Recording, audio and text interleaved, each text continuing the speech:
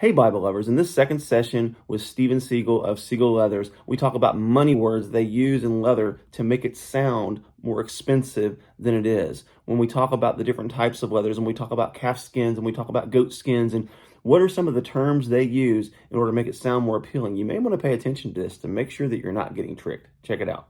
What are some money words that are used in the leather industry, especially in bookbinding, that will make people perceive that maybe they're getting a better product or more valuable product than what they're actually getting? There are other terms when people are selling leather for rebinds, or people that are selling leather to people that are doing rebinds. Things like full grain, corrected, not corrected, aniline, the things that you'll see in adverts that make you think it has more value. So that's why I call them money words, because they create perceived added value to them. Almost no one does tests. You don't know.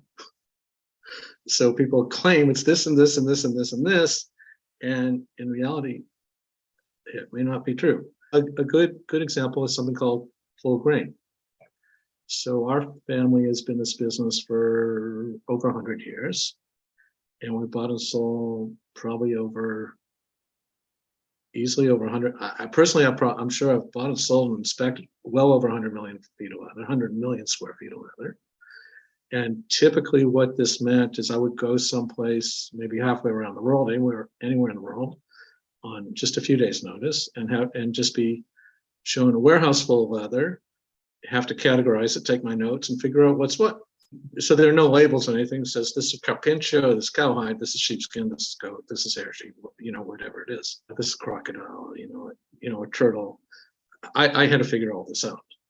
And our industry, it used to mean full grain meant that the hide was dehaired only. Nothing else had been done to the grain.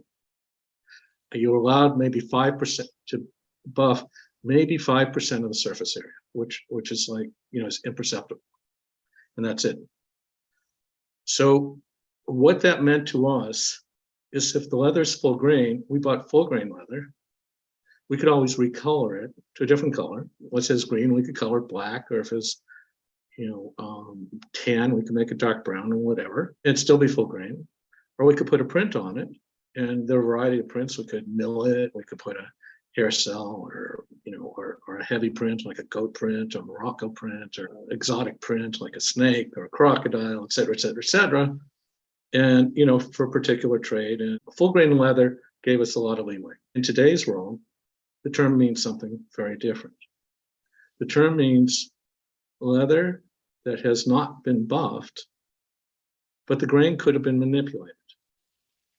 So what that would mean is if the grain hasn't been buffed, but perhaps it was embossed with let's say a buffalo print, so it looks, a little bit like buffalo, that'd still be called full grain. There's no additional value here in buying full grain leather or not buying full grain leather. It's an old term that to me doesn't have a very significant meaning, because there's very little point to buff the leather if you're going to emboss it with a print. So once it has been embossed, what does that do to the integrity of it being called full grain? Okay, well, what that means, it means a couple of things. One, to us, is when we would buy these odd lots, if the leather was embossed, it means we couldn't do anything else with it. It was stuck in that classification. With a buffalo print on it, we didn't have flexibility to move it into another category.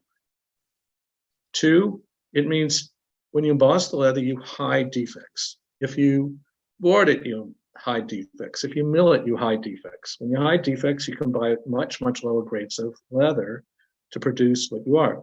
The leather business is all around grades. All the money is in grades. That's where all your money is made and lost.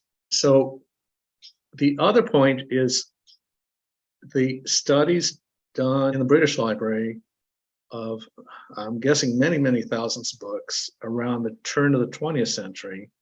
They found leather whose grain had been, they use the term manipulated, did not last as long. So manipulate to me means milled, hand-boarded, I don't know, maybe not milled, but hand-boarded definitely, machine board or hand board, same thing. To me, you might get better effects with one than the other. Definitely embossed, plated, what we might call plated. And what happens is when you put pressure on the fibers and you make them conform to another shape, those fibers no longer have the freedom, so to speak, that they had previously. So they no longer have the integrity, and they no longer can stand up as long. But when we talk about that, we're not talking about 20 years. We're talking like 100 years, let's say. Yeah. But there's a huge, huge difference in value. For example, we make a goat skin that has had nothing done to the grain whatsoever. And we cannot buy this from typical commercial centers for goat skin. Like, we could not find this type of leather in all of India, best of my knowledge. We bought and sold leather in India for many, many decades, and I don't think I could find these grades in India. I know we tried in Greece, we tried in Turkey, we couldn't find them there, and those are normally considered, relatively good sources of goat skin. So we buy from someone else, somewhere else, and I have to buy the raw hides. We have control over the raw hides, which other people do not. And then from there, they go to be tanned, put into what's called the crust. We have control over those formulas. And from there, they're further processed in the EU to do this, very, very state-of-the-art finishing. So that's a leather we call smooth historical goat. Do you stamp any leathers, or do you mill any leathers, or do you do anything to them at all? Sure. If we do anything to the leather, we represent it and tell people what we've done to the leather. And we know what we've done to the leather. In many cases, people are buying leather, let's say from a tanner, and they're told by the tanner what the tanner's done. Many times you're buying from a salesman, not from the technician. In which case, you really don't know what all the pieces are that are put in. And the other point is the way leather is made is proprietary. The formulas are proprietary. The way it's put together is proprietary. All the processes are proprietary. So whether or not you get the straight story, I'm doubtful.